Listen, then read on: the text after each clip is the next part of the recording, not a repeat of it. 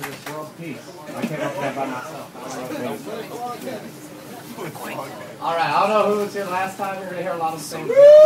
I also wasn't prepared last time. This time I'm really not prepared. So I'm probably going to be using note cards a lot. I figure before you do something like this, you're either supposed to be drunk or prepared. I'm neither. That's why I've got the note cards. Also, if I seem a little nervous, I'm sorry. I really thought I was going to be doing this in front of an attractive crowd, so that's kind of the thing that I practice for. Thank you guys both for coming out here tonight. I know you have a lot of entertainment choices. I'm glad you chose open mic night. I hate it when they say that at airlines, you know? Say thank you. We know you had a lot of competition, but we're glad that you picked us. It's terrible. I wish they would just say, if the competition sucked, you made the right choice. The way they say it now, I feel like maybe I messed up. I didn't check out the competition. I'm too lazy.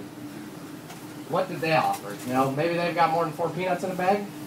Maybe they got apple juice that costs less than $5 a shot. Maybe I wouldn't be sitting next to a screaming baby. Probably not. A screaming baby on every plane. Thank you, Hell. I paid that guy to sit there and laugh. So. The way they say it now, though, it really makes... I just said that. These note cards aren't even helping me out. They put me in the wrong place. Speaking of seating arrangements, right, because I was talking about the screaming baby that I'm sitting next to.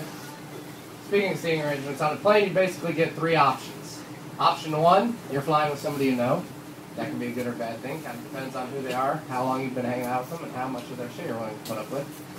You get option 2, sit next to some fat guy. Thank you, Hell. He's doing a great job. He's also distracted. Anyway, option 2, you're sitting next to some fat guy who's going to sit there and give you this long conversation about some sort of nerd memorabilia, Pokemon, Ninja Turtles, Twilight books, I don't know, something like that. Eventually, he's going to fall asleep, use you as a pillow, and probably drool on you. And then you get option 3, you sit next to an attractive member of the opposite sex. Problem with option 3, they got option 2.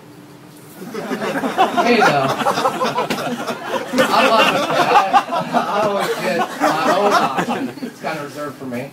I get to sit next to attractive women, and I tell them about really cool things, kind of like, you know, my Star Wars collectibles, stuff like that. Have long, interesting conversations, and usually I fall asleep and cuddle up on them.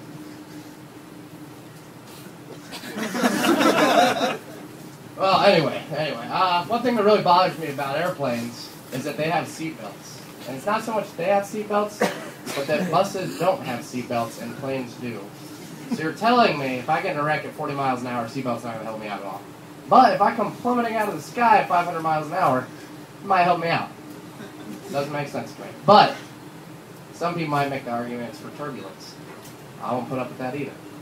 Anybody that has ever rode on one of those yellow government-certified death traps can attest to just how much turbulence there can be on one of those. Especially when you get that cool bus driver, you know, the guy that hits all the speed bumps and potholes at top speed. The guy's so awesome. You were so excited about him, you tell all your friends, man, I have the coolest bus driver. He floors it over every speed bump. Your friends are pissed off, so like, man, my mom cares too much about the alignment on her minivan. She won't even run over a paper towel. It's not until years later that you realize that guy was not cool at all. He was trying to kill you. But can you really blame him? I mean, the guy has to put up with 30 screaming kids in confined space every day. It's natural that eventually he's going to realize, well, maybe if I hit this speed bump, well, those kids will go flying out that window. I won't have to put up with them anymore. And it's not really my fault. They didn't put seatbelts on them. That just goes to prove how primitive we are, you know? We're in like the 21st or the 20th or 20th. I'm not sure what century we're in anymore. Okay? I can't follow that stuff. I used to be able to keep up, you know, because at the beginning of movies, they'd have that thing that came up and had epic music and spotlights, the 20th century. So I knew what century we were in. It still threw me off sometimes because one day I'd watch a movie, it'd be 21st century. Watch a movie like a week later and it'd be the 20th. The next day it'd be the 21st. So I couldn't always follow how it worked out, but I knew what century we were in by watching movies. Now, thanks to pirating, that's all been ripped off. Took that off the front of the movie, so I have no idea where we're at. Now, I'm not saying I take part in pirating. I don't believe in it. Not that I have a moral issue, I just don't want to buy my DVDs from a guy that has a hook for a hand. What if he scratches my DVD? I'm going to be angry, right? I'm going to be upset with this guy. But I don't really want to call him out. He's got a disability. Probably colors, too. But getting back to being civilized, you'd think at a minimum we would at least be nicer to each other, but we're not, right? We develop bombs that level cities. People are going hungry all over the world. We allow Jersey Shore to be on TV. And we constantly lie to each other. The best example I can think of for this is if you guys ever read provocative magazines. And I do, I read them. I don't look at the pictures though. I'm not interested in that stuff. I don't want to look at an attractive woman when I could read about cars I can't afford, fashion I can't keep up with, and parties I'll never be invited to. And reading through those, you see there's always an article about what people are looking for in a mate, right? They're always saying stuff like, oh, I want somebody that's nice, with good personality, that's funny. No, that's all a lie. That's all a lie. From now on, we should be more honest, you know? Men, it's alright. You can now say, I want a woman with a big chest, a thin waist, and a big old booty. And women, it's now cool to say, I like muscles, tattoos, and being treated like crap. That is true. It's true. Chivalry is dead. Really?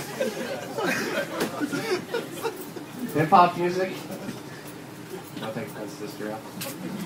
Hip-hop music has made it acceptable, and actually not only acceptable, but the preferred means to show interest in the other person by using raunchy pickup lines. And also, really, chivalry is kind of just a way to hide that sex is your ultimate goal, isn't it? I mean, we sit there, we buy flowers, we open doors. If you're from the 1700s, maybe you throw your coat over a puddle.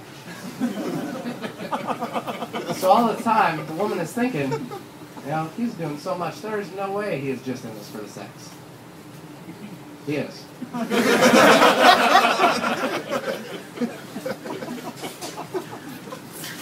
I keep getting lost. Alright, so anyway, the reason that is, though, the reason we are, or the reason, I don't know, I'm lost completely. Right, okay, so, good thing I got these. Problem is, some of us guys, we still have this messed up thing in our heads where we think that if we do favors for a woman now, those are favors that she's going to return to us later.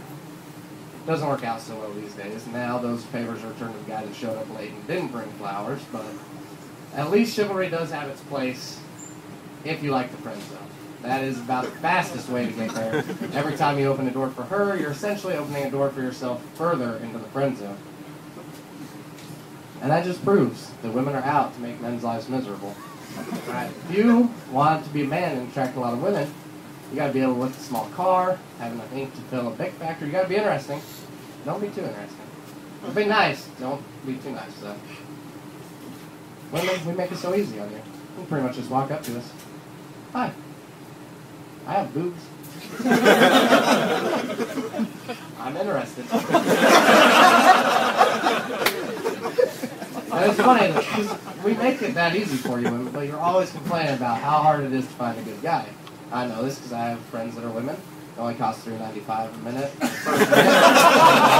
After that. And yes, that does use up my 10 minutes, so be careful if you go that route. They're always telling me about how hard it is to find a good guy.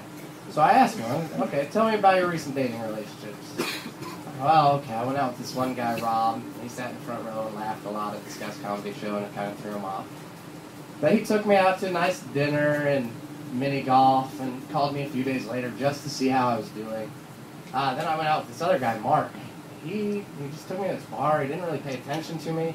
He took me back to his place, and all he wanted to do was get in my pants. Well, all right, sounds like you and Rob had a pretty good time. What? That was lame. I'm going out with Mark again, then. Are you serious? Rob was the good guy that you've been trying to meet. Mark is the asshole that you're going to keep complaining to me about. But it's all right. It's all right. Women don't make any sense. You know, I've come to terms with this. I think all women pretty much understand that now. And any man who has talked to a woman other than his mother probably understands that. I don't remember where I was going with that.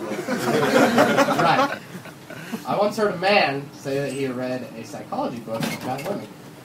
All I can think is that has got to be the shortest book of all time. 1 page. Nobody knows. No reason to put anything else in the book, because anything else would be purely speculation and most likely wrong.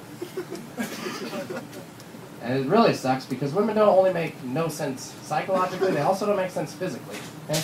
Anywhere you take a woman, anything you do with a woman, they are cold. You take them to dinner, they're cold.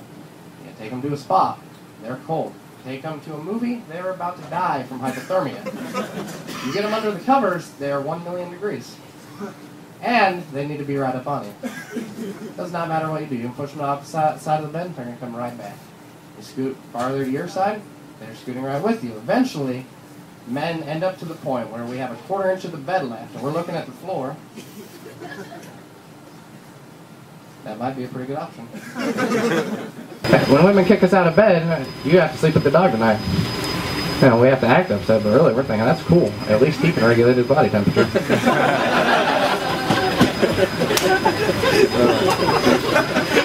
Women, you are ridiculous, alright? You're almost as ridiculous as Chester the Cheeto. Chester the Cheetah, rather. The Cheetos mascot.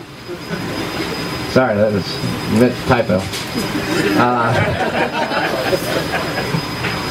Anyway, you're, like I said, you're as ridiculous as Chester the Cheetah, the Cheetos mascot. And I'm not talking about as ridiculously cheesy Cheetos either.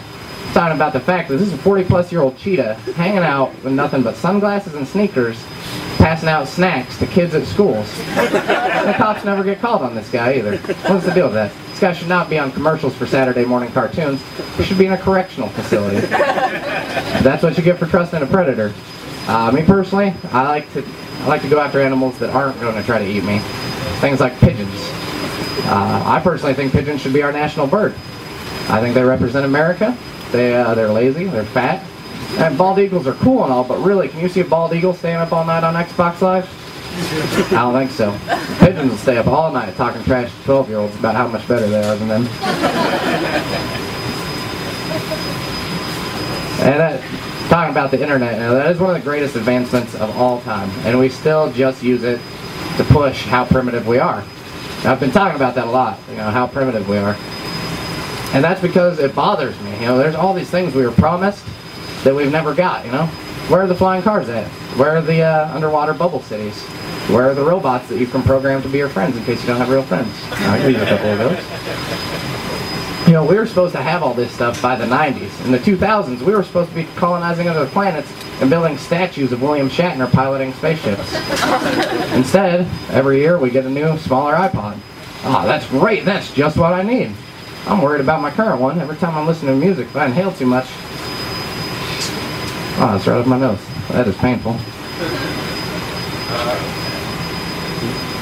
Just a minute. I got lost again. Alright. So why is it, though, that we don't come up with anything cool anymore? You know? Even the cool stuff we do come up with isn't original. Biofuels? People had that shit figured out a long time ago. You put food in the horse goes forward. Bam! You got biofuel.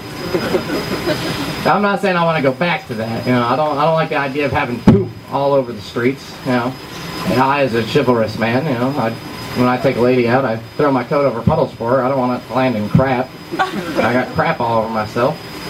And now that date's ruined. I'm definitely in the friend zone and signed me up for lifelong membership. And now her and Mark can talk about it all day. Oh, my friend got poop on himself when he took me on a date. I'm sorry, that's a little bit dirty though. So I'll try to clean it up. We'll talk about dryers. Okay, I hate dryers. I like what they do, right? They get my clothes dry. But I think that they have evolved into something horrible. Now, there's so many settings on them, I can never figure out what I'm doing anymore. And really, do you need all those settings?